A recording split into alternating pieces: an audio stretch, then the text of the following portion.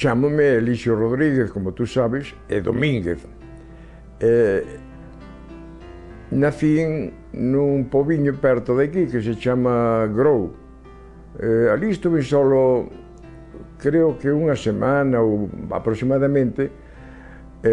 Logo viñemos para Bande e aquí me criei.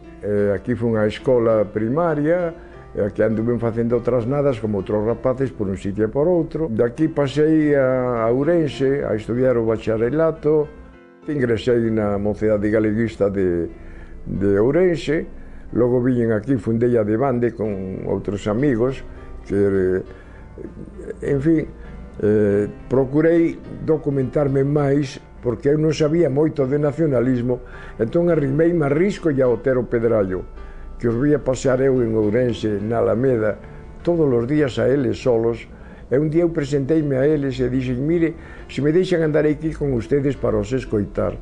E logo, hasta me permitían opinar, tiñan moi agradables,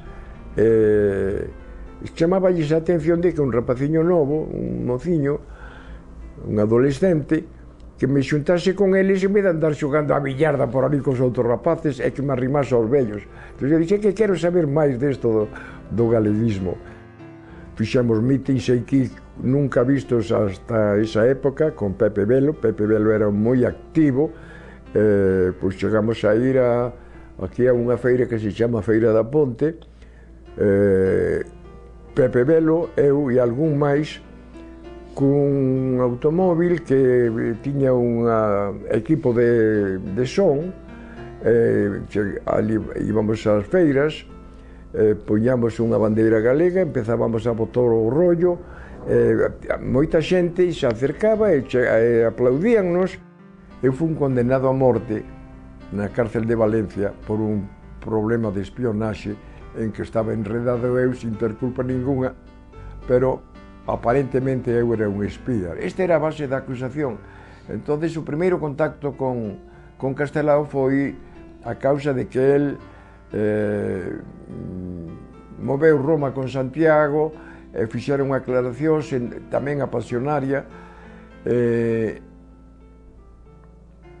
sacáronme da pena de morte, e saín libre. Entón, organizámonos ali, organizamos o Partido Galeguista, organizamos o Padroado da Cultura Galega, e estábamos bastante unidos en xeral en México.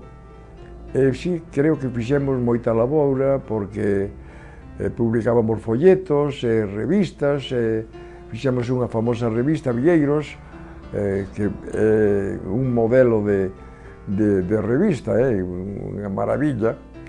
E fixemos actos públicos, mítins, cada día da Patria Galega xuntábamos, como non cabíamos nun local todo, facíamos excursións afora e xantábamos de campo.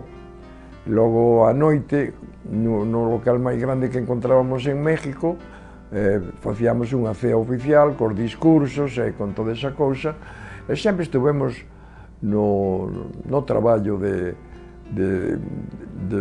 facer algo por Galicia.